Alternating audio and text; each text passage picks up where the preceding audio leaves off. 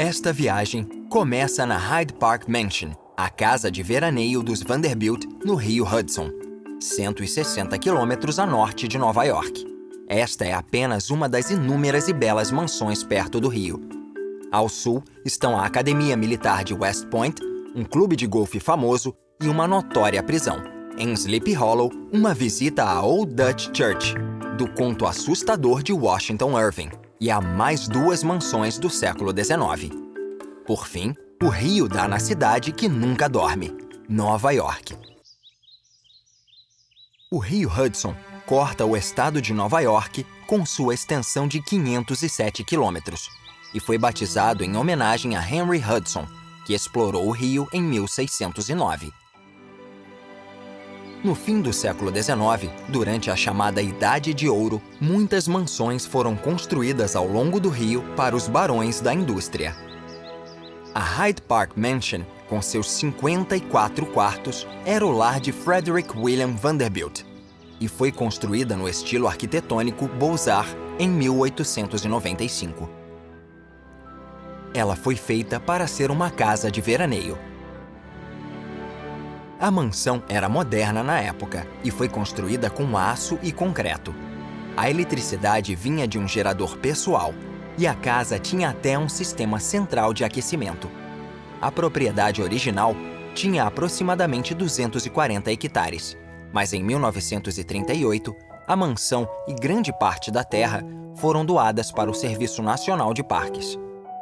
3 quilômetros rio abaixo está a Springwood State, o lugar onde Franklin D. Roosevelt, o 32º presidente americano, nasceu, morou e foi enterrado. A propriedade foi comprada em 1866 pelo pai dele, que aumentou a casa. Ela sofreu mais alterações em 1915 para que o futuro presidente recebesse seus amigos políticos. Roosevelt projetou as duas alas e deu um estilo neocolonial à mansão. A Biblioteca Roosevelt, localizada perto da mansão, foi a primeira biblioteca presidencial construída no país e foi projetada pelo próprio Roosevelt em 1939.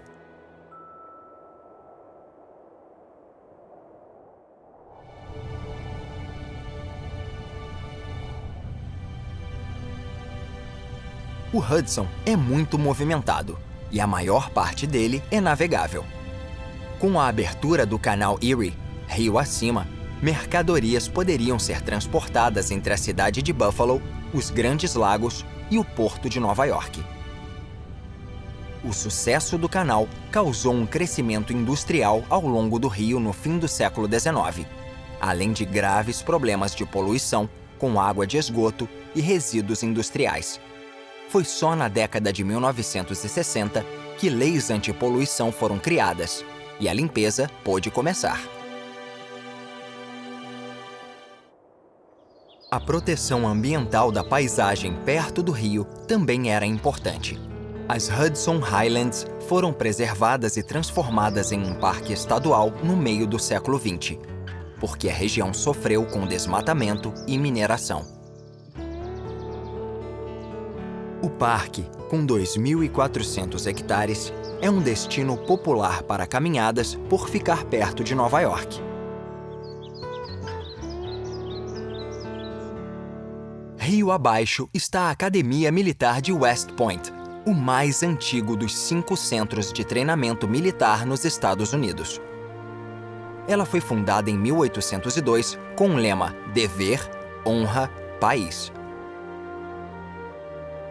Na colina acima da academia está o Forte Putnam, concluído em 1778 para proteger o rio durante a Guerra de Independência Americana. Ele depois foi aumentado, mas acabou caindo em desuso no meio do século XIX. 65 mil cadetes se formaram em West Point, incluindo vários nomes conhecidos como Custer, Lee, Sherman e Meade, que lutaram na Guerra Civil. MacArthur, Bradley e Patton, famosos durante a Segunda Guerra, e 2 presidentes, Ulysses S. Grant e Dwight D. Eisenhower. George Washington, É celebrado como o primeiro presidente do país, responsável por conseguir a independência dos Estados Unidos antes da criação da academia. A história de West Point inclui 74 condecorados com a Medalha de Honra, a maior premiação por coragem dos Estados Unidos. Na margem oposta do Hudson está a primeira ferrovia do estado de Nova York, de 1831. Ela era chamada de Mohawk and Hudson Railroad e foi construída por Frederick William Vanderbilt, cuja casa já apareceu no programa. Em 1853, a linha passou a integrar a New York Central Railroad, que era muito maior.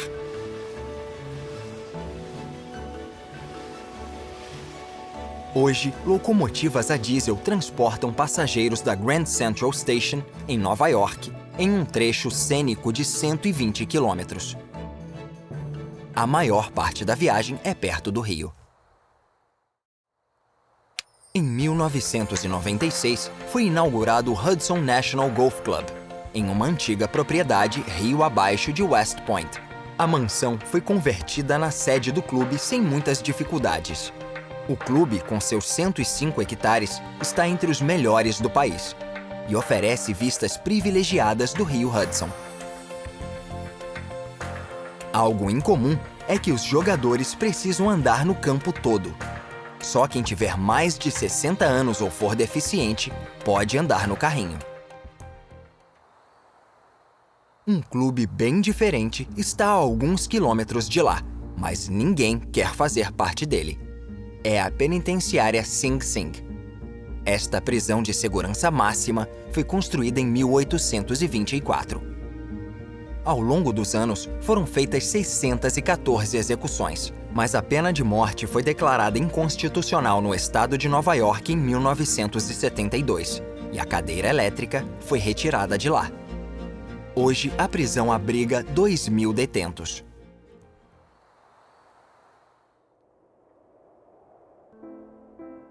Em 1996, a cidade de North Tarrytown teve seu nome alterado para Sleepy Hollow. Os habitantes quiseram homenagear o conto A Lenda da Caverna Adormecida, de Washington Irving, que no original é The Legend of Sleepy Hollow, e se passa na cidade. Publicada em 1820, a história ainda está em circulação. A lenda já foi adaptada para o cinema várias vezes, incluindo uma versão de Tim Burton de 1999. O cemitério e a Old Dutch Church, a igreja mais antiga do estado, figuram bastante no conto em que Ichabod Crane, um professor novo, disputa a mão de Katrina Van Tassel com um rival. Após deixar uma festa na casa da família da amada, ele monta em seu cavalo e vai em direção a uma ponte de madeira perto da igreja e do cemitério. No outro lado da ponte, ele vê o cavaleiro sem cabeça. Irving escreve: na sombra escura do arvoredo, na margem do riacho, ele viu algo enorme, disforme, preto e imponente. Não se mexia. Parecia parado nas trevas, como um monstro gigante preparado para atacar viajantes. Ichabod Crane nunca mais foi visto. Mas quem era o cavaleiro? Um espírito maligno do passado em busca da própria cabeça ou o rival do professor disfarçado? A lenda da caverna adormecida deixa o leitor decidir.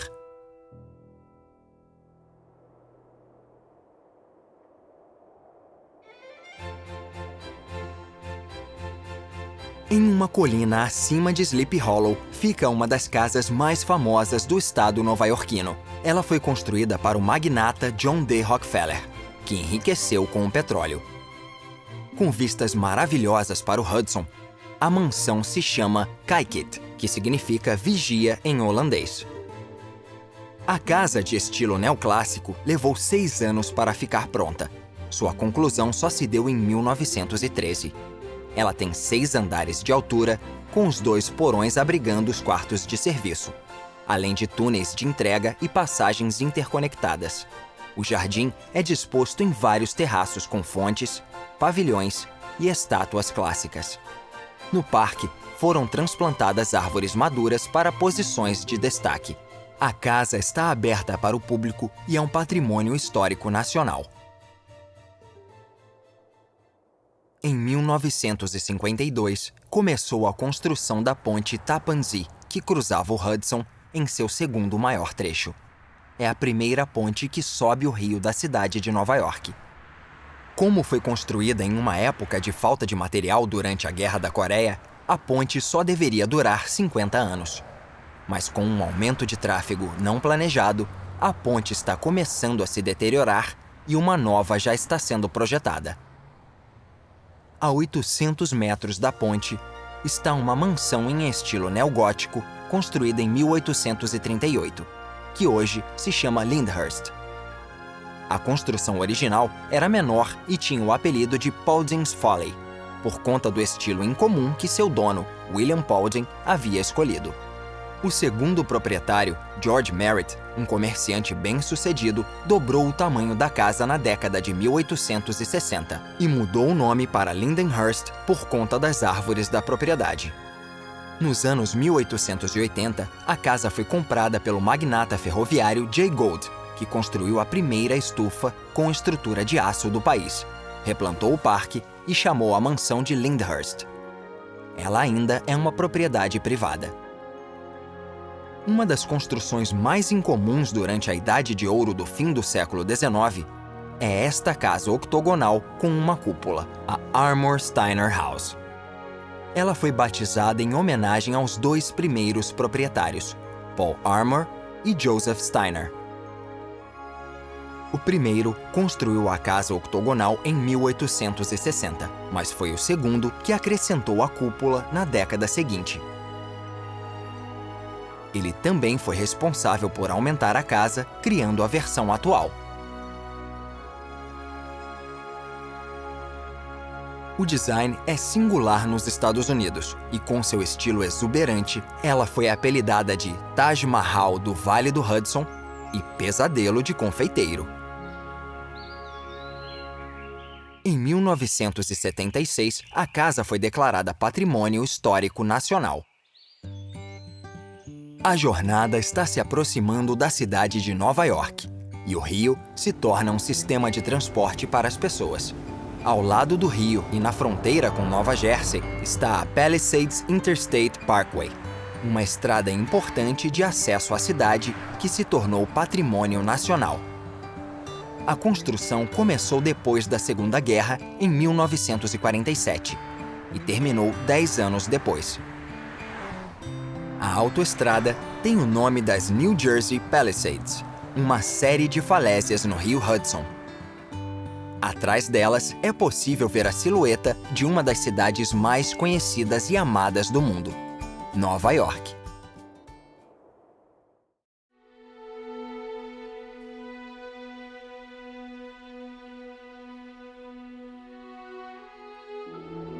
Com uma permissão especial do Centro de Controle de Tráfego Aéreo de Nova York, é possível subir 1.500 metros e ver Manhattan inteira. Manhattan é um dos 5 bairros de Nova York. Os outros são o Bronx, o Queens, Brooklyn e Staten Island. Mas Manhattan, apesar de ser o menor, é o mais populoso e o coração da cidade. É um importante centro comercial, financeiro e cultural, não só dos Estados Unidos, como do mundo todo. Esta vista impressionante, com inúmeros arranha-céus, é espetacular do alto.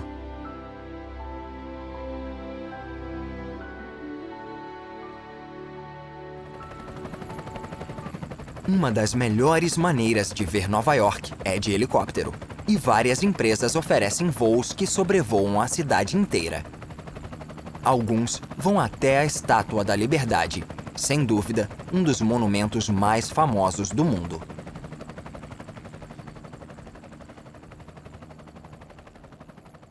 A chama dourada erguida pela Estátua da Liberdade é um símbolo de liberdade para milhões de pessoas mundo afora há mais de 120 anos.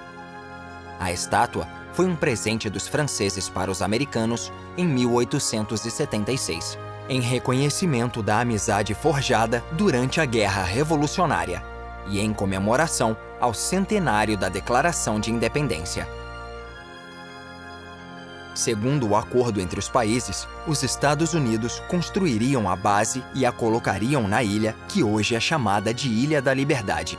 Depois de os Estados Unidos e a França passarem anos arrecadando fundos, a estátua finalmente chegou a Nova York em 1885. As 350 peças individuais foram embaladas em 214 caixas e exigiram 4 meses de montagem no pedestal novo. Em 28 de outubro de 1886, a cerimônia de inauguração recebeu milhares de espectadores. Em 1984, a Estátua da Liberdade foi declarada Patrimônio Mundial da Humanidade. Perto dali fica a Ilha Ellis, a porta de entrada para milhões de imigrantes que chegavam ao Novo Mundo. Aproximadamente metade da população americana descende de pessoas que chegaram à ilha. O centro operou entre 1892 e 1954, e a pequena ilha foi expandida com aterros e 90% do território chegou a ser artificial. Hoje em dia, é um museu muito visitado. Navios de turistas atravessam o porto junto com balsas, incluindo as distintas balsas de Staten Island, que são laranja e passam pela Governor's Island. O nome data da época do domínio britânico, quando a ilha era exclusividade dos governadores reais de Nova York.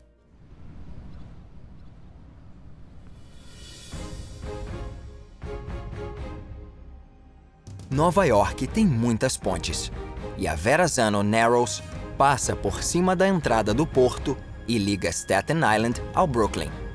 Seu nome é uma homenagem ao explorador italiano Giovanni da Verrazzano, o primeiro europeu a entrar no porto em 1524.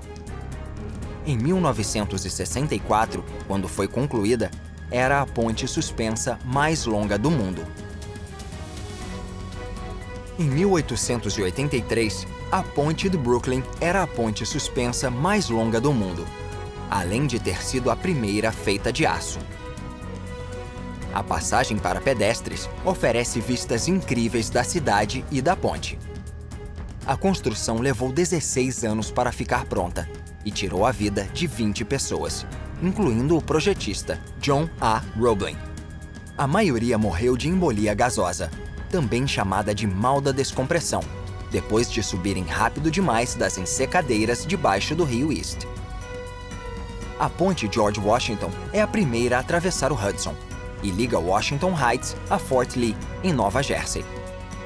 Esta ponte de 2 mãos foi concluída em 1931 e tem 14 faixas para automóveis. Em 2007, mais de 100 milhões de veículos atravessavam a ponte por ano. Também no Hudson está o terminal de passageiros de Nova York, conhecido como Luxury Liner Row. Antes de ser possível viajar de avião, as pessoas chegavam aqui de grandes viagens marítimas mundo afora. Hoje em dia, 1 milhão de pessoas chegam de navio por ano e têm vistas maravilhosas da cidade antes de aportarem. O rio East separa Manhattan e o Brooklyn, em Long Island, e era o canal de transporte marítimo mais movimentado no início da história da cidade. A ponte de Williamsburg foi construída em 1896, 13 anos depois da ponte do Brooklyn. Com vista para o rio East está a sede da ONU, construída em 1950. A terra do edifício é considerada propriedade internacional. A quase 2 quilômetros, o rio passa por baixo da Hellgate Bridge, antes de se abrir novamente no aeroporto LaGuardia e na Rikers Island, o principal complexo prisional de Nova York.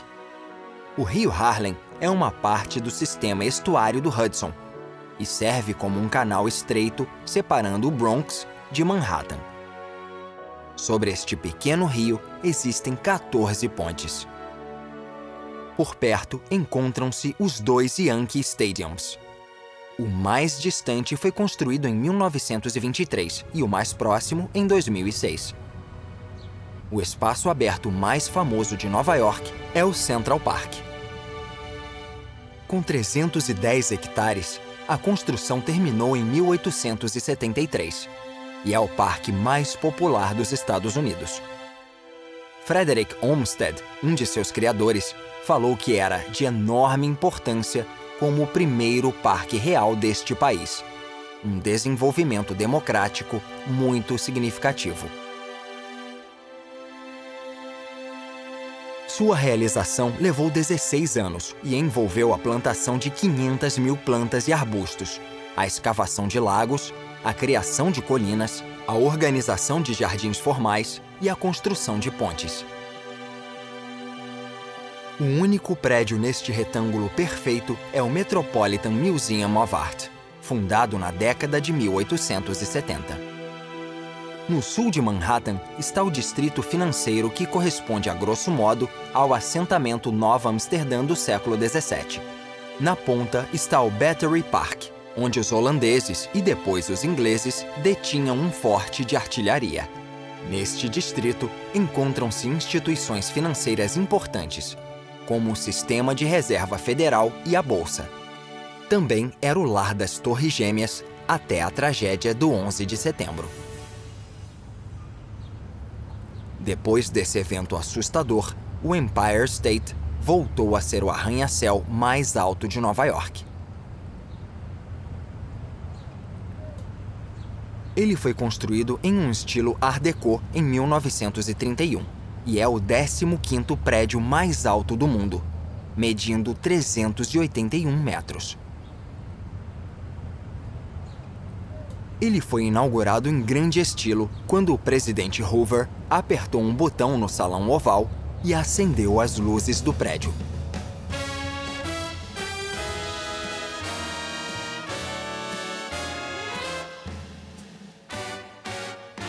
À noite, Nova York ganha vida.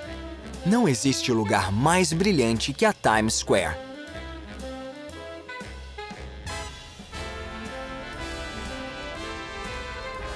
Em 1899, Oscar Hammerstein construiu os teatros Victoria e Republic. Desde então, a Broadway tem estado no centro do entretenimento.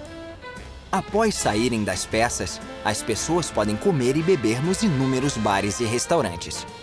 As luzes brilhantes recebem todos, espantam a escuridão e criam uma cidade onde tudo parece possível. Nova York é conhecida como a cidade que nunca dorme, um apelido tirado de um filme de 1924. Até o trânsito contribui para o efeito de iluminação nas ruas. As luzes parecem raios multicoloridos. Os prédios são iluminados com neon e alguns arranha-céus parecem obras de arte. O melhor exemplo é o Chrysler Building.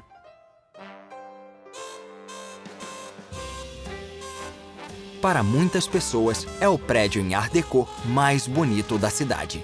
Ele foi concluído em 1930. À noite, as luzes em forma de V, que foram incluídas durante a construção do arranha-céu, se tornaram uma vista icônica. Os holofotes foram acrescentados depois.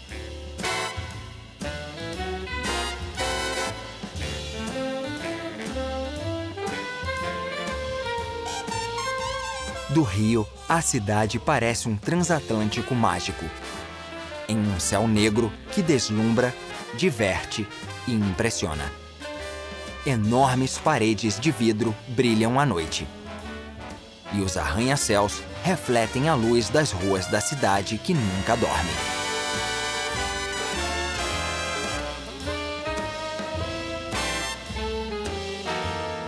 E no porto, a Estátua da Liberdade vigia a cidade, com sua luz brilhando pela liberdade que ela representa. É o lugar perfeito para encerrar esta jornada.